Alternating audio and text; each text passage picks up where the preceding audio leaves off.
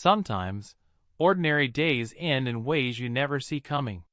When Mary left to visit the grandkids in North Carolina for a couple of weeks, I finally decided to get some work done around the house. Especially the porch, old, creaky, and neglected for way too long. It was always either too hot, or there were other things to do, or I just plain didn't feel like it. But when you're left alone, work seems to find you whether you want it or not.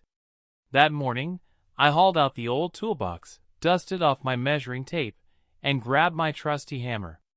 The work came easy. The boards peeled away from the wall with barely any resistance, and the nails slipped out with a single tug of the claw. Summer heat hung heavy in the air, but every so often, a breeze off the lake hinted that fall wasn't far off. Time moved slowly, syrup thick and lazy. I worked steadily, tore off a few panels, cleared out a couple of beams. Dust floated in the air like smoke from an old campfire. I even gave myself a little pat on the back. Look at you, Walt. While Mary's out having fun with the kids, you're actually getting things done. When I pulled off another sheet of plywood from a far corner, something dropped out of the wall. At first, I didn't pay it much mind, probably just some junk. But out of the corner of my eye, I spotted it lying there on the floor. A small bundle, wrapped in an old, faded handkerchief. The cloth was thin, delicate, almost falling apart in my hands. I turned it over a couple of times, shrugged, and set it down on the workbench. No wild thoughts about hidden treasures or buried secrets crossed my mind. The house was old. Who knows what kind of stuff was tucked away behind the walls? I was just about to get back to work when I heard a familiar voice calling over the fence. "Hey, Walt! You still alive over there?" It was Tom, my neighbor from 3 houses down. Big guy, always wearing a ball cap and carrying a beer like it was part of his uniform. "Yeah, as you can see," I hollered back, wiping my hands on my jeans. "Getting some work done." Tom strolled closer, leaning his arms lazily over the fence. "Working alone? Without Mary keeping you in line?" "All by myself," I said. "She's with the kids. I'm just trying to wreck the place good and proper before she gets back." Tom chuckled. "Well, holler if you need anything. I think I've got an old circular saw somewhere in the garage. Might even still work. I'll keep that in mind." I nodded. We shot the breeze for a few minutes, talked about the weather, the baseball season. Then Tom slapped his belly and wandered off, probably back to his garage full of half-finished projects. I was alone again. The porch smelled of drywood, old nails, and just a faint, distant hint of incoming rain. I glanced at the workbench. The bundle was still sitting there, right where I'd left it. Nothing special. Just another piece of forgotten junk knocked loose from the old bones of the house. I picked up my hammer again and went back to work. The bundle could wait. Work around the house always ends the same way. Dust in your eyes, sweat on your back, and a mess only you are left to clean up. As the day edged toward sunset, I packed up my tools, tied the trash bags shut, and pulled the porch door closed behind me. Inside, the house smelled of sawdust, old wood, and the dry grit kicked up from the floorboards. On the kitchen table, next to the car keys, the bundle still sat. I washed my hands, poured myself a glass of cold tea, but my eyes kept drifting back to that handkerchief, like it was calling me without a sound. Eventually I gave in. The cloth was old, almost brittle, but the knot was tied tight, like someone hadn't just wrapped something small, but something important.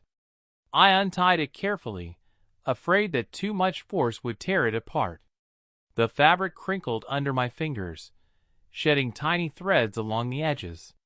Inside was an envelope, yellowed, worn at the corners, like a letter that had sat forgotten in a drawer for decades.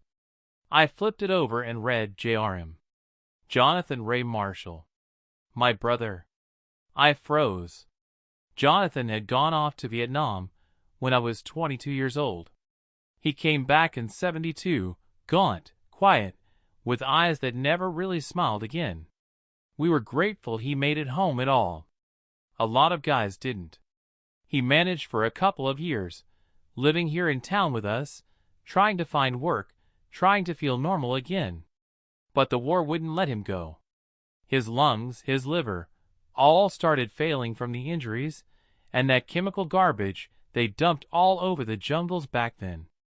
In August of 1974, Jonathan passed away. He slipped away quietly, like a shadow at dusk.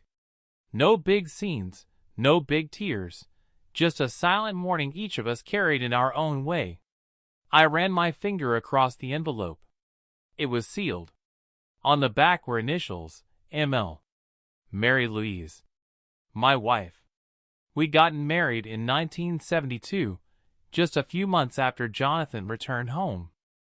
Two young fools, full of plans, heads full of dreams. The wedding was small, rented church hall, cheap champagne, friends taking turns as designated drivers so nobody got too drunk. Back then, everything seemed simple. We rented a tiny apartment, saved up for a down payment on a house. Jonathan used to crash with us some weekends. Being alone was tough on him. I never thought twice about that time.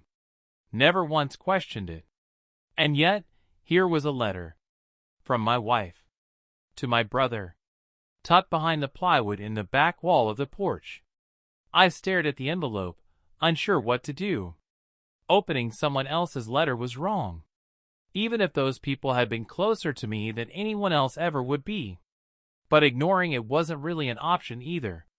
Mary. I had trusted her like I trusted myself. Over 50 years together. Kids, grandkids, a whole life built side by side. And now, this. I tried to push away the dark thoughts. Maybe it was a joke? A goodbye note before Jonathan left town? Some old scrap of a forgotten moment? Still, my heart ached. I set the letter on the table and poured myself another glass of tea. This time, I added a splash of bourbon from under the sink. It burned my throat but cleared my head. I stepped out onto the porch. Evening settled slowly, like a heavy theater curtain coming down. Streetlights buzzed on, casting long shadows across the road. I sat down in the old rocking chair, feeling the sticky sweat cooling on my back. The letter waited inside. In the house. And I knew there was no more putting it off. I went back to the kitchen. Sat down. Lifted the envelope to my nose. It smelled of dust, of old paper, and something else faint but familiar. Home. Carefully, I hooked my fingernail under the seal. Tore it open. Slowly. Like peeling back my own ribcage. Inside was a thin sheet of paper. The handwriting was hers. Mary's. I started to read. And with every line, the chill in my chest grew stronger. The words danced in front of my eyes, the letters floating as if the paper itself were drifting on water. I kept reading, but I couldn't quite believe what I was seeing. The lines were short, simple. No fancy words, no flourishes. Just the raw truth, scribbled by a trembling hand. The letter was dated August 1974. It was her handwriting. I'd recognize it anywhere. Jonathan, I don't know how else to say this. I had a baby boy. He's yours. August 18th. I set the paper down on the table. Leaning back in my chair, I closed my eyes. Sweat gathered at my temples and trickled down the collar of my shirt. August 18th. My son's birthday. The very same boy I had believed was mine from the first scream in the delivery room. There was a ringing in my ears. I got up and paced the kitchen like a caged animal. I threw open the window. Warm night air spilled in. The chorus of crickets outside seemed deafening. I leaned against the sink and stared into the dark windowpane. In the reflection, I saw an old man in a wrinkled shirt, his eyes heavy and dark. Hard to believe it was the same man who had been swinging a hammer in the sunshine just that morning. Easy now, I said aloud to myself, but the words cracked halfway out of my mouth. I returned to the table, looking down at the letter again. It was short, just a few lines. But behind every word there was an ocean of things I had never suspected. Mary had written to Jonathan that she loved him, that she didn't know what to do, that she was afraid of tearing our family apart, that she couldn't live with the secret much longer, that the boy was healthy, and that he looked like him, like Jonathan. And that was it. No explanations. No decisions. The letter trailed off mid-thought, as if she couldn't find the strength to finish it. I sat there, trying to remember everything from that time in 1974. Our son had been born in late August, at the city hospital, where the air reeked of rubbing alcohol and plastic lilies on the front desk. I stood outside the glass window of the maternity ward, watching that tiny little body scream his lungs out. Mary had been pale, exhausted, but smiling, radiant. I remembered holding the baby for the first time. How I swore to myself I'd be a good father. How I cried secretly in the car as I drove Mary and our new baby home. And now, this. I sat in the dark, feeling the foundation of my life slowly crumble under me. All the years I'd been proud of him, teaching him how to ride a bike, taking him fishing, yelling about bad grades, hugging him goodbye when he left for college. Every moment now floated in uncertainty. Was he ever really mine? Or had he always been someone else's? I clenched the sheet of paper in my hand, and then carefully relaxed my grip. It wasn't his fault. It wasn't his choice. And it wasn't mine. Or Jonathan's. Or even Mary's. It just happened. And there was no changing it now. I rose from the chair and walked out into the night. The air was warm, sticky. Somewhere off in the distance, owls called back and forth. The smell of hot asphalt mixed with the faint sweetness of wildflowers. I leaned against the porch rail, staring up into the dark sky. Somewhere, in another state, Mary was probably sitting by a child's bed, reading bedtime stories or tucking little feet back under the covers. Innocent. Kind. The same woman I had always known. I could have waited until she returned. I could have shown her the letter, demanded answers, torn everything apart, dragged into the daylight what had stayed hidden in the dark for decades. But what would it have changed? What difference would it make now, knowing our son might not share my blood? He was still my son. Every day we had lived together, every smile, every "Dad" he ever called me, it was all real. It was real. And no letter, no secret, could take that away. I went back inside, sat down at the table, stared at the letter for a long time. Then, carefully, I folded it back up, wrapped it in the faded cloth, and placed it inside the old dresser drawer in our bedroom. Alongside the old photographs, the worn wedding rings, the dusty dreams. A place where forgotten things still lived on. The night passed in silence, but I never closed my eyes. Every time I started to drift off, that thin sheet of paper floated up behind my eyelids. Every line, like a splinter driven deep into my chest. I lay on the bed, staring at the ceiling, listening to the house creak from the cool night air. That old wooden house, holding more secrets than I ever would have guessed. The letter was still tucked away in the dresser drawer. I had hidden it there, as if stuffing it out of sight might somehow make it disappear from my mind. But it didn't disappear. It was in every breath, every creak of the floorboards. Morning met me with heat and a heavy chest. On autopilot, I brewed a pot of coffee, tossed some bread in the toaster, and swung open the porch door. Everything outside looked normal. The neighbor's dog was chasing around the yard. Tom was elbow-deep in the hood of his old pickup 2 houses down. Cars rolled by. Newspapers smacked down onto driveways. The world went on like nothing had changed. Only inside me, Something had cracked.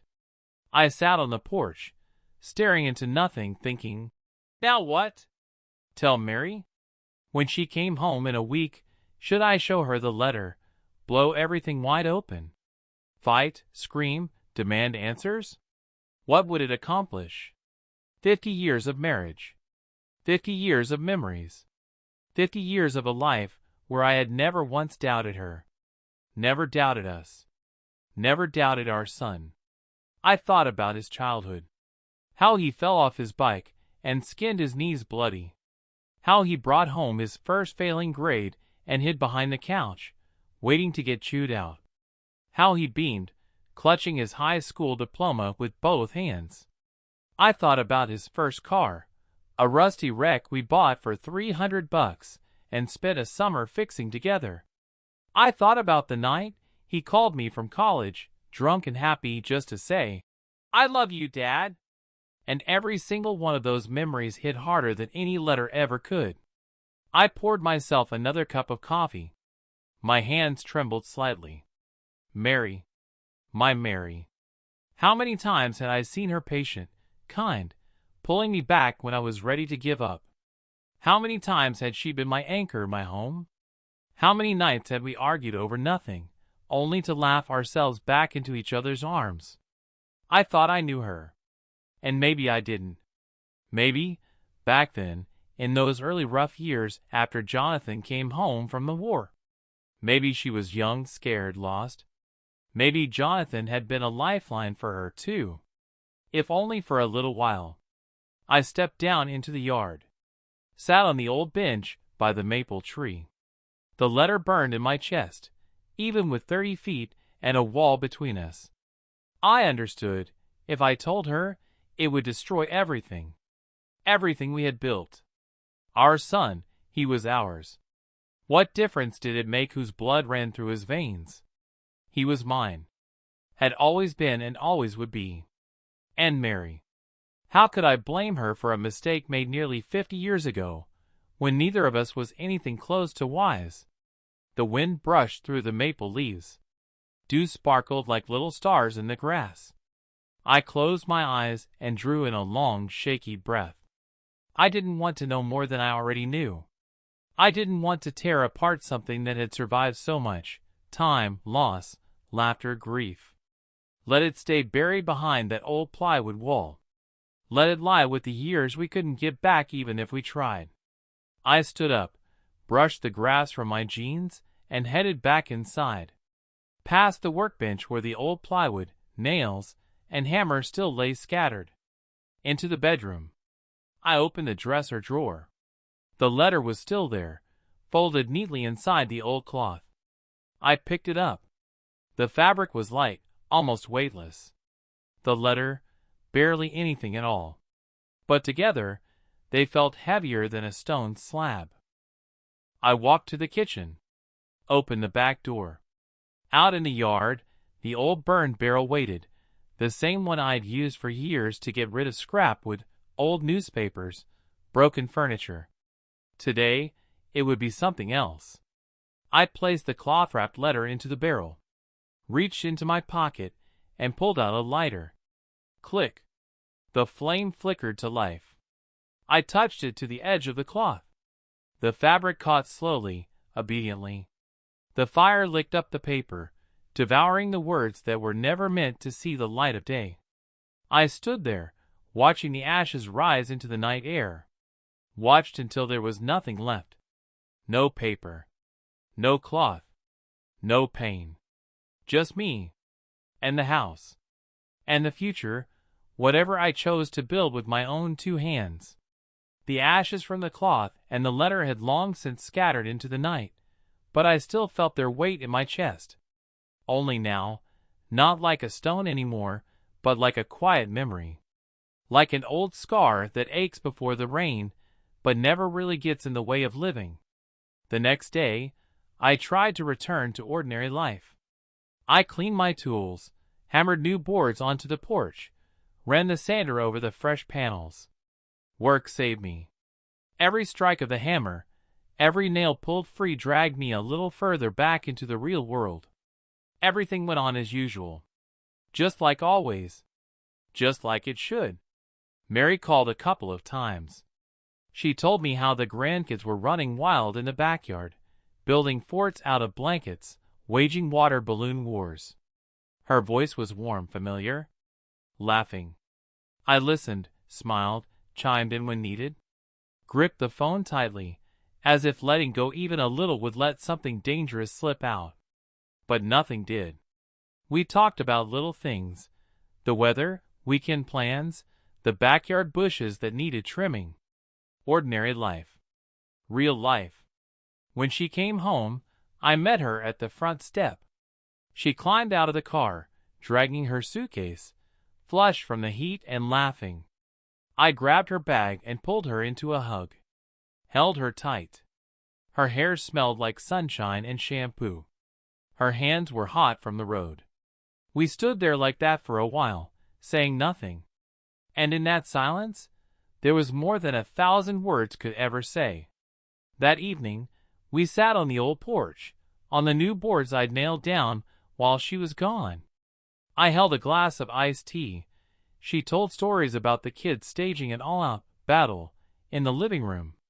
I laughed, really laughed, not forcing it. At one point, she rested her head on my shoulder. An old, familiar gesture. And I knew everything was right. There was no more letter. The secret stayed where it belonged, in the past. I chose not to destroy, not to ask, not to demand. I chose love, not because it was easier, but because not once in our whole life together had I ever regretted who we were. And in that choice, there was my truth. Life moves forward. The house still creaks at night. The porch boards are new, but the old familiar groan is still there, alive, like the house itself breathing. And every time I walk across those boards, I remember, not everything needs to be known. Some things you just have to love.